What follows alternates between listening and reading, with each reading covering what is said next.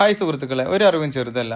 ഞങ്ങൾക്കിപ്പോൾ ഒരു സൈറ്റിൽ റീവർക്ക് കിട്ടിയതാണ്. ഇതൊരു 4 ഇഞ്ച് ക്ലോസറ്റിൻ്റെ ലൈനാണ്. ഇതിനെ നമ്മൾ കട്ട് ചെയ്തിട്ട് അവിടെ ഒരു വൈയൊക്കെ കുടിക്കിയതിന് ശേഷം ഇതുപോലെ ഒരു ലോങ് സോക്കറ്റ് അടിച്ച് ചെയ്യുന്നതിന് പകരമായിട്ട് എക്സ്പാൻഡ് കപ്ലർ ഇപ്പം കിട്ടാനുണ്ട്. എല്ലാ അളവിലും, എല്ലാ പൈപ്പിൻ്റെ അളവിലും കിട്ടാനുണ്ട്. അത് സെറ്റ് ചെയ്യുമ്പോൾ ഒന്ന് ശ്രദ്ധിക്കുക. ഇത് നമ്മൾ വെള്ളം ഒഴുകുന്നതിൻ്റെ ഓപ്പോസിറ്റ് ആയിട്ട് വെച്ച് കഴിഞ്ഞിട്ട് അതിൻ്റെ കട്ടിങ്ങിലേക്ക് അത് വേസ്റ്റ് കുടുങ്ങാൻ സാധ്യതയാണ്.